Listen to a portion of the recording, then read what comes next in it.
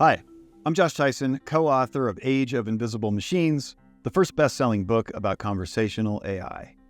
Age of Invisible Machines explores the learnings of industry veteran and OneReach.ai CEO Robb Wilson.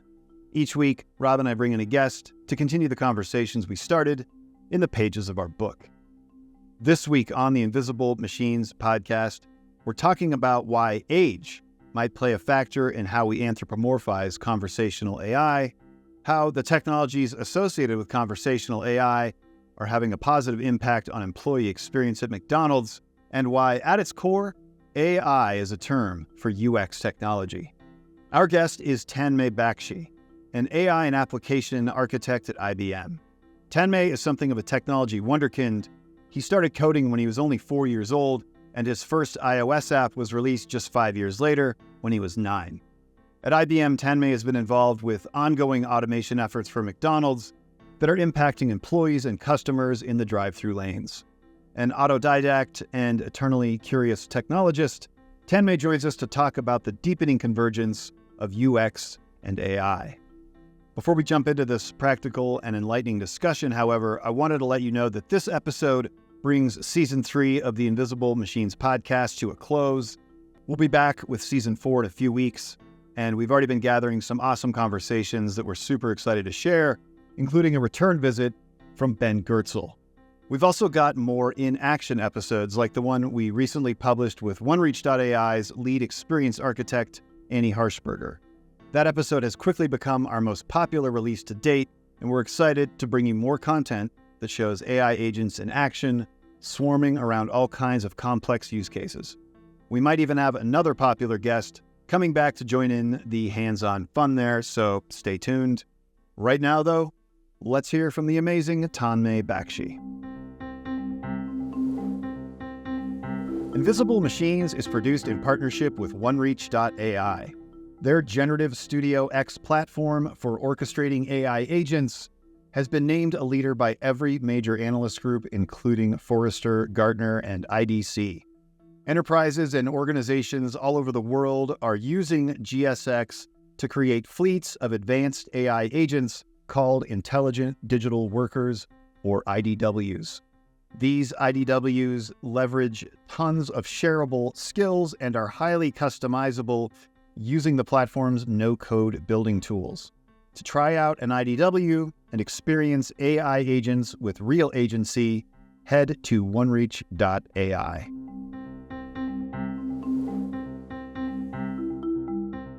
Yeah, Tanmay, we want to welcome you to the show, and thank you so much for joining us today. Yeah, of course. Thank you.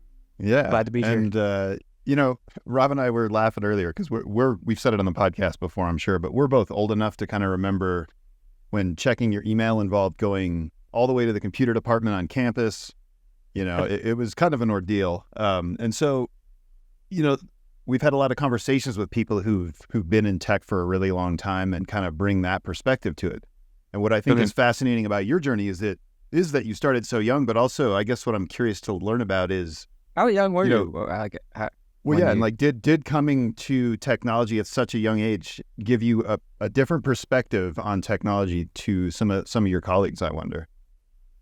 I'd honestly say yes, and it's something I hadn't really realized until I started working particularly with students, because I'd worked with a lot of folks that were like getting into technology, and I had back when I was really young, because I originally got into the world of tech when I was like 5, but that was like with simple things, right? Back when I was just curious about really everything. Like my dad used to work as a developer, and so I saw him doing that. I was curious about it. He introduced me to simple things, and so since from a very young age, I've just been working with my friends on like random tech stuff because we thought it was fun. Writing code, simple applications. But then eventually when I got the opportunity to start working a little bit more in the industry, and we can talk a little bit more about how that sort of happened, because I think that's also a really interesting story. But when I started working in the industry, that was another experience. But then it's when I started to work with students and see how traditionally people learn about the world of tech, when I started to really realize the difference in perspective that I have, because I was able to start young enough. And I think it mainly has to do with the fact that I wasn't put down a specific, I guess, the curriculum I had to follow, or like a particular path of what to learn when and how. Right. And I think that really helped because I had the luxury almost of learning tech for fun for so many years that I could just experiment and learn, not necessarily because someone like put material down that I had to like learn and take a test on, but I could actually like experience what it's happened. Like the world gave you space to be curious. Like they weren't shoving information down your throat, but you had that space to figure out what you're curious about and then follow your curiosity, which is an autodidact kind of skill that probably wired your brain to just follow your own path and go look down areas other people don't look down because they're constantly being fed what to care about. I think we were talking about the book. We were worried we were being hyperbolic about how much LLMs were going to change the world. We put a lot of thought into that. Like, is this going to seem like one of those books written by crazy people? Because we were so sure it was going to have such a dramatic effect, and we were trying to impart that. And so we went back and forth on how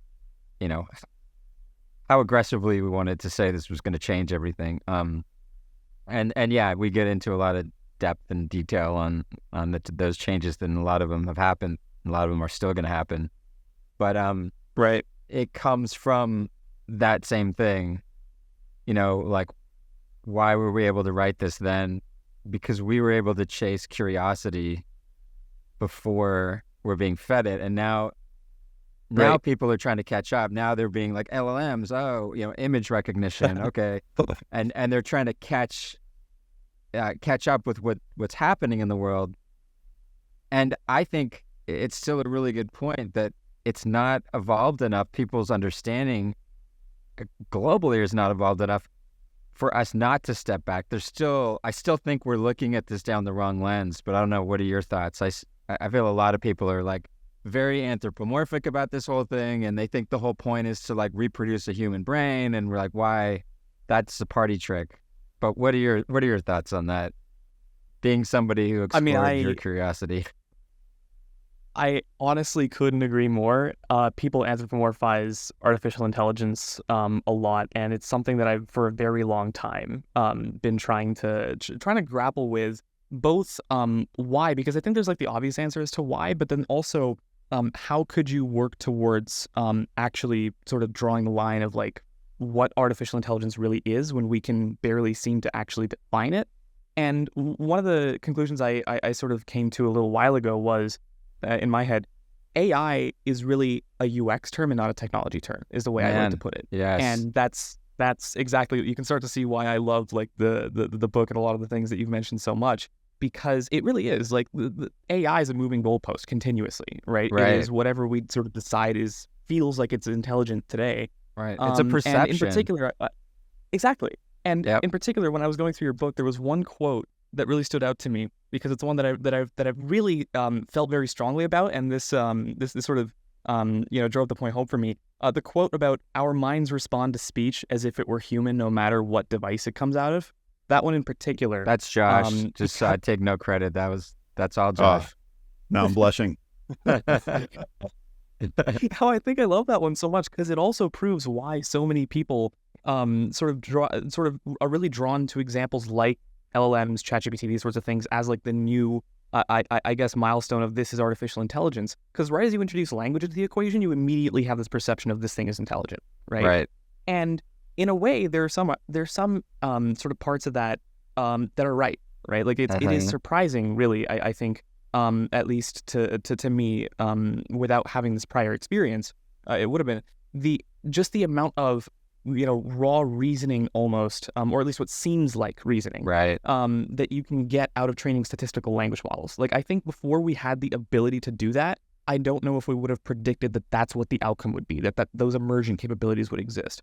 But at the same time, the fact that it's language and the fact that it reaches that valley of like, I don't want to say uncanny valley per se, but like that valley of like, it's good enough to be that good, but it's not quite there yet, also leads us to think it's capable of way more than it actually is. And I am, in a way concerned about how that might lead us to apply it in areas where it's not actually appropriate and then lead to downstream effects that were really unintended from the beginning, even if we had like great intentions to start with.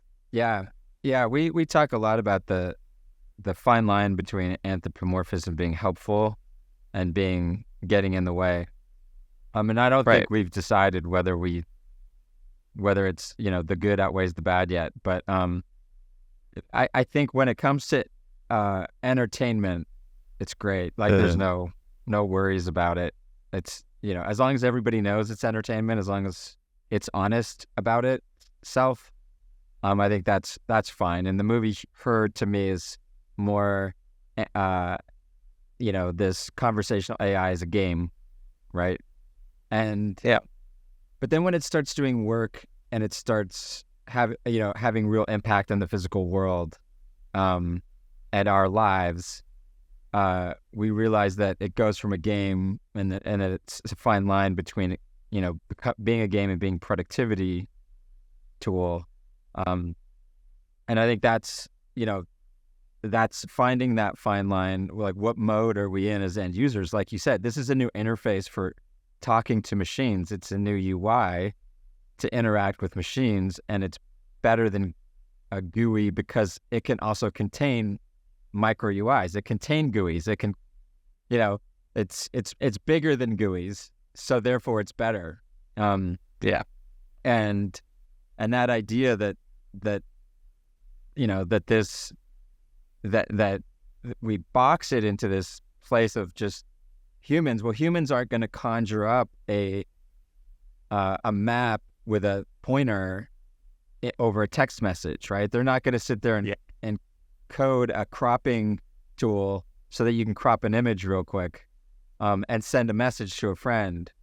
But these machines are capable of so much more than humans are. And as long as we anthropomorphize them, we sort of limit them in their capability, right? On one hand. And then on the other hand, we maybe extend it, like you mentioned on reasoning. We also give it more credit for being able to do more reasoning than it can do. So we're like hurting on both sides. And this idea that when I ask a question, I get one answer is human. But why not give three answers? Why not one, like, should I eat a donut? Well, here's pros, here's cons, and, here's what your mom would say. Right. So, the way I like to put it, and the comparison I like to make, and this is actually from a great mentor of mine, and I really love what he has to say about this. He's the former CTO for IBM Watson, Robb High. Okay. He said, or he likes to say that the greatest impact, both on people's lives and even economically, that AI is going to have is not going to be replacing humans, because we've got 8 billion of them, right? Like, by saying that our AI, by saying that AI and machine learning we're just replacing humans. Yeah, that's like saying limiting. That's like saying we're destroying the planet, and you're like, no, the planet will be fine. It will be here long after us. We're just destroying ourselves. Exactly, right? Yeah, it's such we're it's not such a replacing limiting, ourselves. Yep. Right? It's like, why box yourself into that corner when there's so much more you could do by taking a look at the unique capabilities you get of that scale, or of that fundamental paradigm of compute, right? It's there's so much more you can do. Yeah, it's a tricky balance, right? Because the question is, like, do we need this skeuomorphic phase? Do we need people to like feel comfortable with this technology by putting a human face on it? Like, is that going to somehow speed adoption or make for a safer adoption, or is it just setting really bad expectations right away? Like, it's hard to know what's the right path, but it feels like making agents like super flirty and human-like sends like a different message than what we're talking about, where you're trying to really move the needle on productivity. Right. And that's the thing. I was actually thinking a lot about this the other day with the announcements of the GPT-4o capabilities and stuff like that. And especially their videos. The reason yes, the video and audio interaction, like the low latency, especially in the expressiveness in the voice, that makes really big strides towards like making people a lot more comfortable with anthropomorphizing this technology for sure.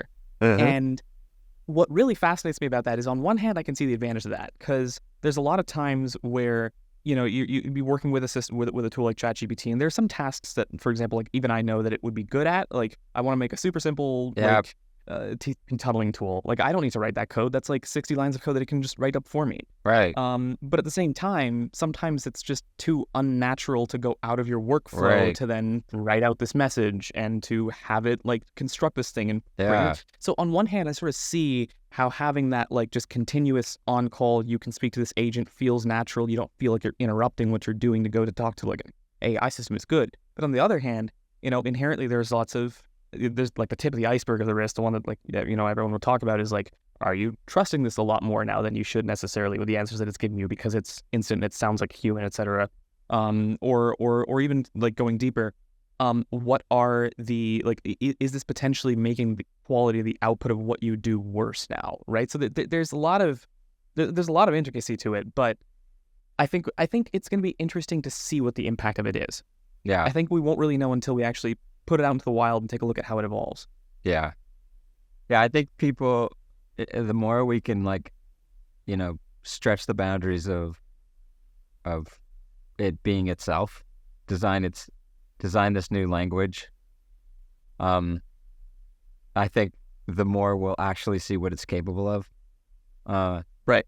I think what's troubling me now is that in spite of all of these demos, we still don't have an example, in my opinion, of a really amazing experience. Like, so when Apple was releasing the iPad, before they released the original iPad, I was fortunate enough to have been hired by them to create one of the first 8 iPad apps, because they were like, they knew that it was the apps that were going to sell the iPad, right? And they wanted some really, really good examples, and they knew that those examples probably would make or break the launch, right? And there were a lot of great initial apps that came out. Bottom line, obviously, look at where we are. We don't have a lot of examples out there in the real world that we experience where we're like, wow, that changes the game. There's a lot of articles talking about how it's going to change the game. Yeah. And I use this example, I've used it probably 3 times now on the show, but it's customers saying, hey, we're going to implement, Microsoft, what is it? Their Copilot, right? And they're like, what kind of performance and efficiencies do you think we should expect to see for the cost across our organization? And I'm like, 0. Like, why? Because anybody who could have saved time in their job is already using ChatGPT to do it. And how much did you notice that? How many people have you gotten rid of? How many jobs have been eliminated? Yeah. Have your profits gone through the roof? Like, I'm watching the stock. Profits are decent, but they're not like transformative. And you're gonna actually lower your profit margin, and you're not gonna see much improvement because people are already using it. And so we see that the promise is there, but the fulfillment is not. We don't have these amazing examples of it out in the wild. And I was trying to think about, why is that? Is it just companies aren't funding it properly? Is it that is it just the whole design paradigm is missing? Like the whole UX design industry is just absent at the moment. What are your thoughts on that? I think I would chalk it up to 2 main things. One of them is definitely a really big UX one, because a lot of this stuff, even though it's been around for like relatively, compared to how fast this stuff moves, quite a while now, right? It's been a while since ChatGPT's release, but really fundamentally it is still very new.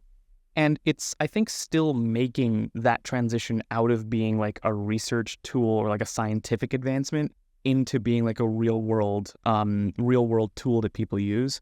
And the word that the adjective I really like to use when I describe the kinds of UX that we're missing right now with these sorts of AI tools, that I think, as you mentioned, like, for example, I can imagine the first few apps on the iPad and so on, like the goal was to deliver like a delightful UX. It makes you feel better to be using the tool than not to be using the tool. All like consistent. Like when you want to solve this problem, you know that's the tool you want to go to no matter what. And the reason I think that is because right now, and sort of ChatGPT was the first really like practical application of this kind of UX, was pretty much just like, slap a model behind the scenes and see if these can interact with it end to end, simple language generation effectively, right? And I don't think that that's where like the really powerful UX will lie in the future. I think it's going to be a much more sophisticated combination of like working with more traditional symbolic sort of systems that are that are orchestrating a lot of these different like Gen agents in the AI background, operating our software for us. Yep. Right.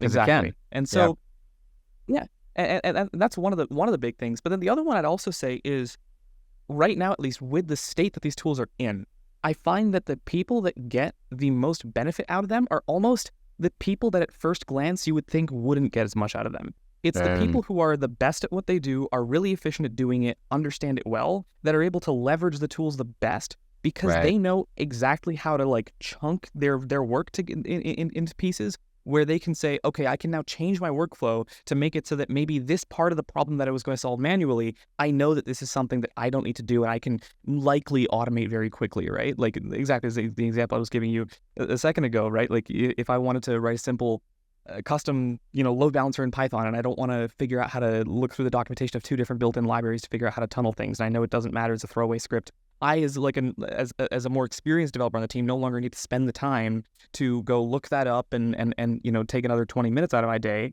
I can spend maybe a minute instead, and I also didn't need to necessarily delegate it to someone else to work on. And so I have more experience, which lets me use the tool more effectively.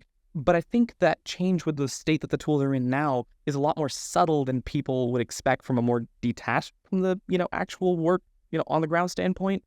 And so right now it's a lot more subtle, but as over time, as like these initial almost prototype implementations of these things make their way into the real world, we capture more data, we start to realize what works, what doesn't work, how people interact with the thing. That lets us go back, make them other scientific advancements necessary to be able to trickle those down and then have models and other tools that we're actually capable of integrating into systems where folks in the UX world and so on can actually work with better and have like more capabilities to deliver. Yeah, it's almost Josh's point, like do we have to go through this anthropomorphic phase or the skeuomorphism? And the answer is like, yeah, maybe we need to finally make a machine act like a human so we can realize that there's no point in that. Yeah, well, it feels like the faster we get there, anthropomorphism is something you can hide behind too, right? Yeah. Like if you're trying to make those, like the example that you're saying we're missing, Rob, like a really good product, like that's a massive amount of complexity that you have to face, and you can kind of hide behind anthropomorphism right now, like, hey, it seems human, it can do a lot of things, right? And I mean, I'm sure that's not going to be a lasting state, hopefully, but and what's interesting is I've actually found as a trend, and I think this is something I'd be curious to even like do more research on to see how this evolves into the future. But I've noticed that there's a couple different like groups of people that I notice with respect to how they anthropomorphize AI, or how they think about it. And like obviously there's like the island of like folks that barely use the tool / don't really know about it and are only like they only hear about it. And these are usually like people that are generally like older, like folks that are like execs that are already like really busy and they're like more focused on the business end of things and they haven't actually used the tools. They're like a little bit more detached from things. So what they think is really what they hear from folks that are around them. But then I've noticed like on if I had to put it to a sort of a gradient of the people who do actively use the tool and how they think of it from more human-like to less human-like, folks that are younger, I find are a lot less likely to be anthropomorphizing these tools. And I would theorize it's because they've almost grown up with it, right? I know folks who've been using ChatGPT since like, it was released, and they were in high school when it was released. Now they're in like, second year of university, and they have a way more like statistical, like internal perception of the tool. They have a lot more of like this, it's a tool where I go to get something done. Whereas I know folks that are like a little bit older and they will, anthropomorphize it a lot more because I think it is a little bit harder, even potentially like neurologically to separate the two almost, I find. Yeah. So that could have something to do with it, but that's just a pattern that I've noticed. Yeah, it makes sense. Yeah, that's Like our interesting. brains have been wired more to say, if you talk, you're human. And when you're young and you've been around Alexa, you know that if you talk, you might not be human. Like you weren't wired there. And so we're just dogmatic about our senses. And we're like, oh, I'm hearing words, I'm hearing voice. And I've grown up to know that only comes from a human. As you said, younger folks are like, no, that could be my speaker. That could be my phone talking to me. And so, then they go, no, that's a different entity altogether. It's the same idea when we were talking about consumers, and going like, there's, most people think there's, one consumer out there in the world, a human consumer. And we're like, no, like coming up here really soon, and Gartner did a lot of research on this. A third of our consumers will be robots. It's a new consumer. And that means like, how do you market to this consumer? Well, emotion's not going to cut it, right? If you anthropomorphize your marketing to robots, you're going to miss the mark entirely. If you think that you can get them excited about it, no, like if they're going to buy ink, they're going to buy the cheapest, best ink, and they're going to look at the ratings, and that's it. Yeah, it's interesting. Like what you said about younger people interacting with technology is making me think of like watching my son who's in 8th grade. Like he'll use ChatGPT almost like an enhanced Google search. Like if he's trying to find a quote that he remembered from a book he read, he'll use it in lots of interesting ways. But then I notice it'll give him an answer, and then he'll just write shorter, and it'll give him a shorter answer. And my first reaction was, geez, you're being kind of terse with this thing. But now I'm seeing like, no, he recognizes that it's a tool. He doesn't need to like please ChatGPT. He can just tell it what to do, and it's hurting no one. Super interesting. Yeah. Go ahead.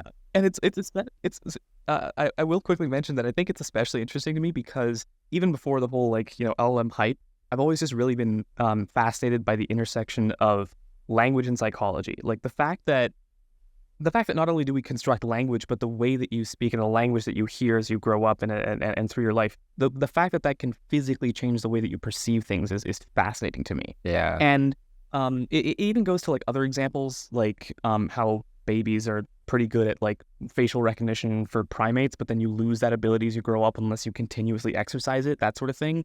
I'm curious to see if now people that are young in a couple of years, they will grow up to treat AI like completely differently as a concept, or even talk about it differently. Will the verbiage change, right? Like will the way that we go about architecting things also change because people have grown up with it, so they perceive it in a more accurate, I'd say, way? And would that change things, right? As an evolution of AI? Yeah, it's interesting language. Like someone's talking, and you're like, who? You can't say, who are you talking to? You're like, who or what are you talking to? Like, that's what they'll say. Who or what are you talking to? This is very Marshall McLuhan. Sorry, I cut you off, Josh. Oh, no, you're good. I was reminded of something you brought up yesterday, that when we talked to, it was a couple of professors from MIT, I think, who work in AI, and they made the point that, like, working in AI forever means you're working on something that doesn't quite work, because once it starts working and people start using it and adopt it, they don't think of it as AI anymore. Right. And I mean, it's easy to point to like autocorrect or something like that, but yeah. Another example that I think is really fascinating is people get used to using AI systems over time and get better at it. And that's something that's even just quantifiable in stats. Like some of the work that I've done at IBM here, where we do a bunch of different like conversational AI like work, and some of the really interesting stuff and some of the stuff I was really happy to be a part of was working on the drive-through automation tech that we have with McDonald's. And that was I know really somebody else on that interesting project. Yeah, I remember when that project was around. That was a long project, huh? That one. That's been really fun to work on. IBM. What was the one they did out here in California? I think, right? There was the pilot, or it's in California. Yeah, there's a pilot. There's like 100 and something stores currently in the States that have the technology, and hopefully more soon. But it's been interesting to see because we'll have like metrics on stores and things like automation rate and stuff. And maybe obviously those exact metrics are internal. But at the same time, what I can say is that like as a trend, it's fascinating to see how, with even barely any changes really to the tech, just over time, some stores will just get better in terms of automation rate over time because people, like customers who are coming back to that McDonald's, they're getting used to it. They now understand how to speak to this agent and they just adapt to it. I had a fun experience. So I drive up to a McDonald's. We're on a road trip, right? So it's like it's a really unique and special event if my family goes through a drive-through at McDonald's. And we pull up, and it's definitely a human's voice that's like, hey, I forget what they said. Some sort of like intro, like something around the lines, like, hey, be with you in a second, or something like that. I think it was, I'll be with you in a second. And we're like, okay. And then that was it. Like, we just waited. 5 minutes went by. Nothing. I'm talking, hello, is anyone there? 5 minutes more went by. And I'm like, okay, I'm just going to drive up. So I drive up to the first window. It's dark and it's closed. And we're like, but I heard someone's voice. Like someone said one moment, are they in there? And it turns out they were closed. And I was like, I was sure our human was in the building because where else would that voice be coming from, right? It didn't occur to me that, yes. It's either a conversational AI or a haunted speaker. Yes. Yeah.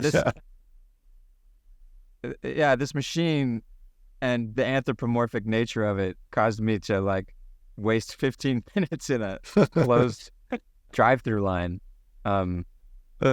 Yeah, that's interesting. Why there? Why the drive-through? Why not like automating like how employees cover shifts and employee retention and all the other like why is that such a target or food ordering through a drive-through?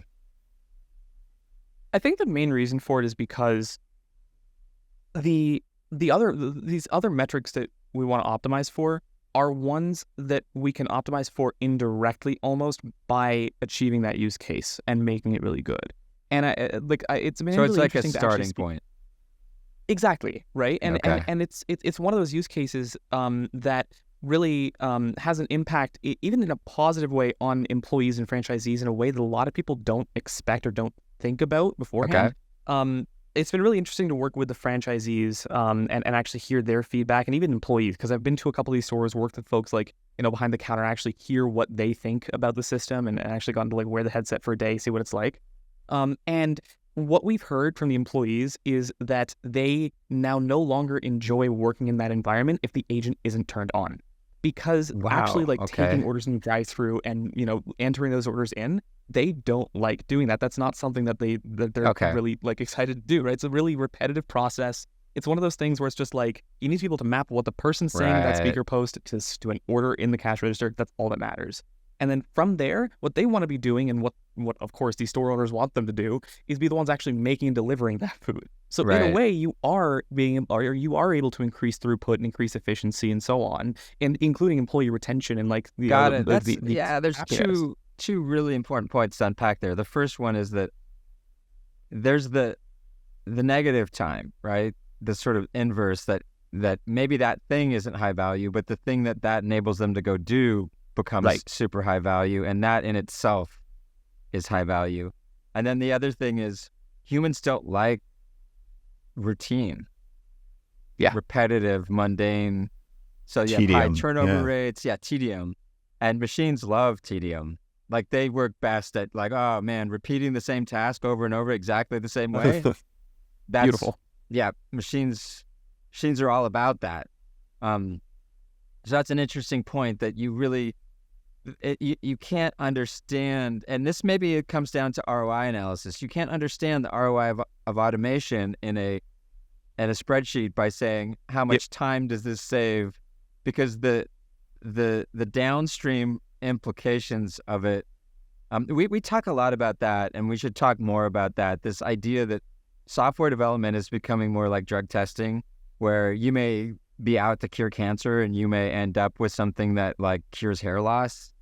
And you just have to fund those explorations, and you have to fund them in bigger ways than we used to. You can't just, spend $15K or $100K to fund an exploration on food ordering. You really got to dig in. It's a multi-year thing. You got to go for it. And you got to be really open to the positive results being something you completely went into it not expecting to get. You got to, because you could spend a lot of money and then find yourself in a place where you didn't notice, like you said, that it made all the employees happier. It turned out, it decreased turnover rates and overall customer satisfaction. Then downhill became better because the employees were happier and they were greeting them better, and the lines are moving faster. So it's an interesting point, that trust fall, right? Of just jump in and then do it well, and then be open to the positives being something completely unexpected. And that's one that I actually feel really passionate about. And I like the way you put it, the analogy to drug testing, because it's been very hard for me to explain. But I find that one of the really big opportunities, especially working with AI tech, or whatever people consider AI tech at the time, right? Yes. Is you can treat working on the thing that almost works. That's what I do. Exactly. Yes. Yeah. Instead of treating the problem you want to solve or your goal as like, here's the objective we want to reach, how do we get there, and that's set in stone, right? I like to think of it more as like, here's this initial approximation of like this journey we think we're going to go through and where we're going to go and why we're going there. But every variable, including the problem you're solving, is something you're also continuously optimizing along the way. And that's something that I think when people start to realize that flexibility of, oh, you were going along the journey, but then you realize like a new thing about the nature of the problem you're solving, or because of that you realized, hey, X other research you've done in other stream of other products could be useful here. And like the cross-pollination of things and the fact that things, your overall goal is to add utility and add value, not necessarily to laser focus on the one specific problem you saw in the beginning. Right. And when people start to realize like the amount of effects that the foundational technologies that they build can have on not just what it is they were setting out to do, I think you end up building better UX because you're optimizing the whole thing at once, sort of not looking at one thing in a vacuum, right? Yeah, and in that drive-through use case too, it's like you could almost look at it two ways, right? It's like, here's a customer-facing automation that's making experiences better for customers, but it's also like a deeply internal automation because it's really improving experiences for employees. So whether or not they set out to improve experience for employees or for customers doesn't matter as much because they took the plunge and went in one direction. And then there's that like, oh, what, we're growing hair now too. Yeah. Cool. Yeah. And I just happen to have some insider knowledge on that project. I sort of followed it along and answered some questions along the way, but the reason I'm bringing that up is because I know it had a lot of stumbling blocks. It wasn't like there was a lot of failure involved, but what was really impressive is they persevered through it. They didn't give up, and that really paid off, like you said, right? But I think most companies would have bailed at the given some of the issues that food ordering is hard, right? There's a lot of angles on that. Like, hey, I want 3 cheeseburgers, one with other, and I'm gluten intolerant, blah, blah, blah. Oh, wait, no, forget it. Did I say 3? I meant 2 cheeseburgers. So the whole thing is very complicated. And like you said, you crack a lot of other use cases in that organization. Yeah. But yeah, they continued through it, and I rarely see that. Do you have any sense of like what contributes to contributed to the fact that they had the stamina to kind of keep going? Was it just enough success or just faith in the whole thing? I think it was a combination of a really, at least at first, right? A team that was really passionate about that problem, really small, highly skilled team, right? Like, I mean, I say small relatively, right? But it was a really skilled team that understood the problem really well, and they were working with the people facing the problem in that org really, really closely. They were actively out there, like in the restaurants, like That's actually huge. hearing the data. So in a way, They UX research, right? Exactly. That's exactly what it was, right? Yeah. And they were actually working with the franchisees, and they were saying, looking at what we have now, looking at what the potential is of it getting better, right? Like thinking about that impact downstream and hearing from your customers that they want you to get there, and they want you to get there enough that they're willing to keep funding you to see if you can get there. That's another big one, right? It's like there was a huge incentive on the side of the folks that were actually being impacted by this technology to want this to continue to be driven, and there was sort of like consistent progress, right? There was like, I will admit, like as you mentioned, like I joined the project relatively like quite late into its development, but then we had a couple like overhauls for some of the like machine learning into things and stuff that I was very happy to be a part of. But then, looking back at the older charts, it's like it was impressive to me to see just how much better it got over time, Right. and to see how they were able to persevere through all those challenges. So I think the active impact it had on people, even in the state that it was in, and then the sort of demonstrations of consistent improvement, and like the sort of like the sort of roadmap to go forward was one of the things that probably really helped. And really working closely with folks in the domain. That's a really big one that a lot of people overlook sometimes. Yeah, it seems like you have to have that executive level support to get through that. 100%. Otherwise, you're gonna call it a failure way too early, and out it goes. Yeah, maybe it just comes down to the simple. Maybe this whole thing is this anthropomorphic problem, and all of this comes down to just a simple setting the bar high enough. Saying to get a machine to do something as well as a human is not setting the bar high enough. Like, how can we make it do it better? How can we make it do it better than a human? And once that's the design problem, now, boom, our minds have come out of the box, the human anthropomorphic box, and we start thinking, okay, what can machines do that humans can't that would make this better? And off we go. And then maybe it is just that simple to not try to replicate the current experience, but look for those ways to improve it. Did you guys find that in this? Are there ways that you think that? Yeah. So found it for employees, like hands down. How about for the end customer? Were there surprises there? Honestly, I will say one of the things that surprised me was that customers over time ended up not just getting used to it, but actually preferring speaking to the agent sometimes. Oh. And one of the main sort of key like notes that they had was that the customer said that the agent was just consistent. You could always rely on it not being, for example, just like upset that day, or like not being cooperative, or just like, speaking to you in like a frustrated tone or things like that. It's just, you could always understand it. Exactly. You know what you want, you speak to the agent because you know how to speak to it, and it does its job, and you sort of go on your way. I was thinking about that. Actually, it's a really good point. Like, sometimes you're trying to get the order in the car. Everyone's indecisive. You're like, what do you want? I don't know. And you actually feel like concerned for the person that's trying to do their job. And you're like, come on, guys, like, decide. Well, it's a machine. Like, maybe now I don't feel that pressure. I can be like, hang on, give me like a couple seconds while these guys figure out, what kind of milkshake they want. Or while I fight with my daughter who's lactose intolerant, who wants a milkshake, and I say, no, pick something else, and she refuses. Like, this all becomes like space for me to do that because I'm not concerned about somebody's, productivity goals.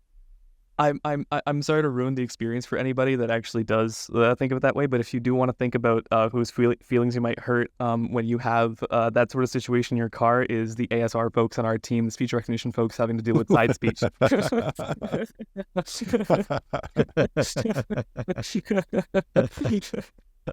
So they get more work to do, but the people in the restaurant, they now have more time to just focus on the orders that have already come in. So so cool. So people once they became, it became what McDonald's is. It's not maybe the best everything, but it's consistent. You know what to expect, and that consistency matters to us as humans. We like prediction. We like to know when our predictions are gonna, come out the way we expect them to, and so our expectations of McDonald's are really clear, and that could come down to the ordering process now just being fairly routine for us and knowing what to expect. So I think that brings up another good point, which is sometimes a good experience isn't necessarily about bells and whistles, but it's just about consistency and expectations. And consistency is underrated as a methodology for creating a great experience. Just consistent is, for a lot of people, a good experience. And so your point is, as long as that system operates consistently and people now know what to expect, it does improve it. Maybe not on the first interaction, maybe it's the fifth, because that's what it takes to establish consistency with the end user. Like, they have to use it 5 times, but now it's familiar, they know what to expect, and they made that investment in it. So I guess you can ask them the first time they use it, and then you got to ask them the 5th time, and maybe that's how you guys figured it out. Like, the first time, but by the 5th time, they're like, give me the agent. They like it. Exactly. Exactly, right? And that's also why I think it's so important to optimize everything. Like, look at all the variables, not just the problem you're solving, because I've seen use cases where initially maybe there was a slightly different problem that we were solving, but exactly by looking at, okay, maybe we can't, say, provide a super consistent technical solution. What does that mean? How could we change the way we're approaching the problem itself to make it so that necessarily maybe doesn't matter as much for the UX?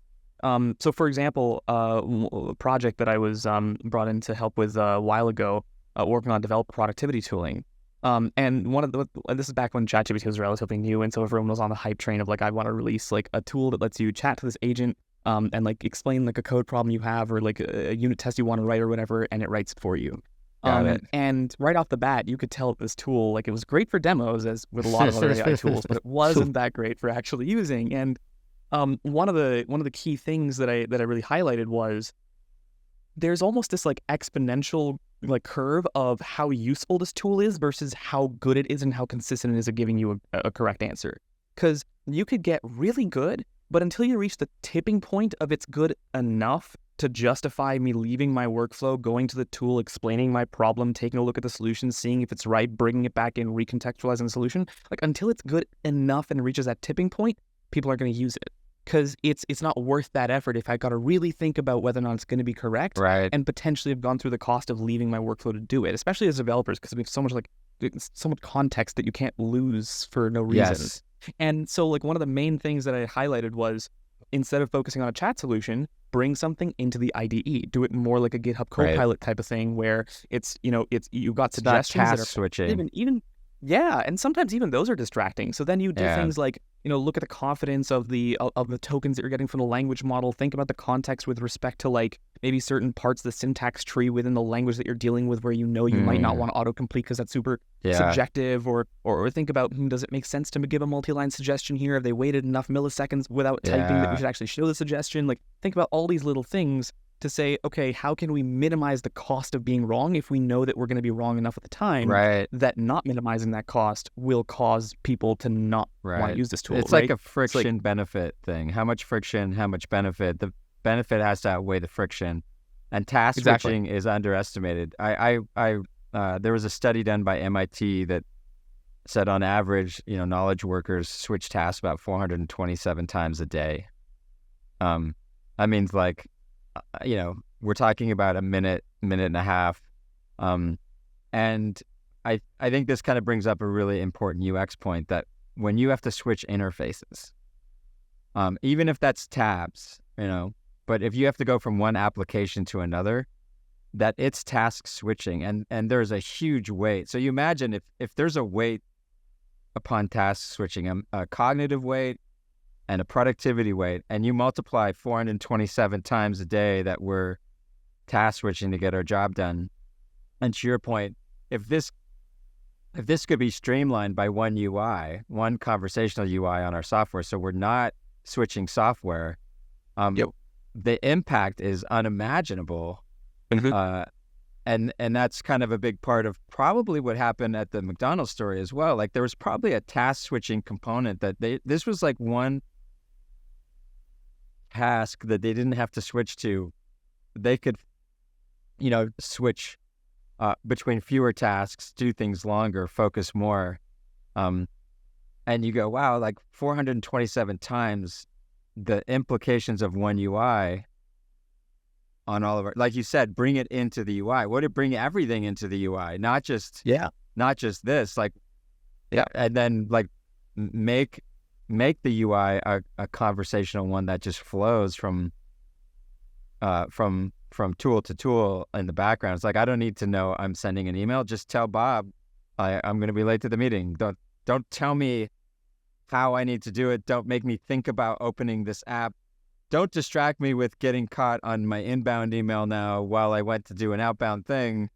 This focus is a huge maybe a component of the byproduct that you're talking about. Like the experience byproduct is less task switching over there, making that experience better. So the IDE became better. Yeah. And I think a lot of people honestly underestimate the impact of context and task switching because it's one of those things where I feel like you especially don't for realize. Developers. You don't realize just how much of an impact that it has on your productivity and your even the quality of the solutions you can come up with sometimes until you've seen what life is like without it. Yeah. Some of my friends used to make fun of me for this, and it's something that I also didn't really used to I guess get. But since I got in the habit of like, simple example, like using basically my terminal for everything, like Vim to edit my files and everything, and not using an IDE, whatever. The amount of an impact all the way from not needing to switch tabs in our applications to using a simple application to not needing to move your hand to a mouse to do anything, to just using a keyboard, and the sort of like flow state that you can enter, just like doing things. That's the key. Thinking about switching is just, So you were this young whiz kid, like by all measures, right? And I know you're probably sick of talking about it, so I'm not going to go on about it. But the thing I want to bring up is just a question around focus. Do you think, how much was it just like as a young child that you were able to hyper focus? How much of that was like kids have trouble focusing? Did you have an exceptional ability to focus? Was that a part of this, where you just get so lost in something, or am I off track? No, I think honestly you explain it right. And I think honestly, if you were to like ask my parents or my friends this, they'd probably give you an even better answer because they're the ones like actually seeing me on my computer all day, and they're like, "How have you not gotten up in 3 hours?" But I mean, for me, that's the thing is I love this stuff, right? I personally find that it's really easy for me to enter that sort of like flow or focus state for anything that I enjoy enough. And writing code, solving interesting problems. That is just one of the things, right? But really, it's the main thing that I think is able to most easily just capture my attention like that. And that's also like, it ties back into what we were talking about at the beginning. That's also why I think I've had like a really lucky. I've been lucky enough to have the opportunity to learn tech the way that I did because I had the opportunity to just like start when I was young. I don't have like deadlines. I don't have exams to write. I don't have like things to ship or build. I can take my time, say, I want to build this thing because it seems cool, and just enter a focus state, being able to build it, and sort of move on, being able to gain experience from it, right? So I think it has been pretty easy for me to do so, but I think the only reason it's not necessarily easier for more people to do so, I would say more people to do so, is because sometimes it's just hard to find what you're that passionate about. It is something, right? So I think if more people had the opportunity to explore enough things to find out what it is they can sort of enter that kind of flow state for, and then if they get the opportunity to develop that passion without the sort of overarching, you have this deadline or you've got this thing to do, whatever, like when people are sort of like nurtured to be able to learn that way and to be able to find what they like, I find a lot of people Yeah. can do that. It's just getting that opportunity is I hate to is burst some integral people's part. bubble, but there is a neuroscience to having dopamine receptors and having a saturation of them that you are born Yeah. with. And so some of us do chase as an addiction, while others, and I just think, we don't, maybe as a society, we overvalue focus. We, Yep. everybody has their role, and while a bomb could go off while I'm in the middle of something and I don't notice, having those people who are wider and more observant of their environment, we're a great team, Yeah. and so Well, I think both of Yeah. you share maybe an advantage too in being sort of autodidactic, right? Like if you teach yourself a lot, you guide your own learning, and then now we're in this moment where there kind of are no Yeah. rules and everyone's trying to figure this stuff out. And I wonder if maybe there's an advantage to that too. Like you're not necessarily paralyzed in an environment where there's no rules. You're sort of like, okay, well, I'll just figure out what I'm interested in and really double down on it. yeah. No, I agree. That especially helps with that sort of like end-to-end optimization I was talking about, right? Because it's like, sure, I love the tech, but that's not the only thing that I necessarily need to be limited to. It's like I can work, taking a look at even potentially being in store, trying to understand how the little bits of scientific work we're doing on the ML could potentially cascade into impact at this customer will feel this thing level, right? So it's like it goes end to end. Yeah. Fascinating. This was great. I love talking to other people that, quite frankly, are actually in it, like actually on the ground. We talked to a lot of folks, some very, very high level, but I think I get most excited when we get into the tactical, on the ground conversations. So I really like what you said. Thank This you. idea that it's an exploration and that McDonald's started here, but it's really it's a much bigger. They were thinking much bigger the whole time, and they were committed to see it through. And I think it's really important what you said, that the team has the support, but also that team's passionate about what they're doing. It's and that it sounds like having that business side. The people who understood the value of it from the business side, and then having a team of folks that love this technology, and then putting the whole UX slant on it is it's great. It's the an recipe. epic project. I've heard. Yeah. I've watched it for years as it's gone along, and I think it's great that you shared some of the insights with us. Thank you. No, this was really exciting, and no, I fully agree. These are exactly the kind of conversations that I love. And no, I'm really looking forward to reading your book and learning a lot from that. And this is fun. I learned a lot. Awesome. Thanks so much. Of course. Thanks, Josh. Thanks, Rob. Thanks. All right. Well, thanks again for joining this ongoing conversation about conversational AI. Be sure to subscribe to Invisible Machines wherever you get your podcasts, and if you feel so inclined, please leave us a review on the Apple Podcast app. You can also watch these conversations on the Invisible Machines YouTube channel. This podcast is produced for UX Magazine in partnership with OneReach.ai. Over the past 5 years, our team of nearly 200 engineers, scientists, experienced designers, anthropologists, and linguists have been developing Generative Studio X, an award-winning platform that has the lone distinction of being named a leader by every major analyst group. GSX is a complete environment for hosting, creating, analyzing, and scaling your own digital teammates called Intelligent Digital Workers. For an interactive demo of IDWs in action and to learn more about the GSX platform, head to OneReach.ai. This podcast would not be possible without the hard work and dedication of executive producer Elias Parker and producer Kate Timchenko. Our video and audio editor is Michael Litvinov, and we rely on support from the marketing team at OneReach.ai, including Allison Harshberger, Anastasia Nechtalio, and Vera Prokodko. Thanks again, and we look forward to connecting with you next week, right here on Invisible Machines.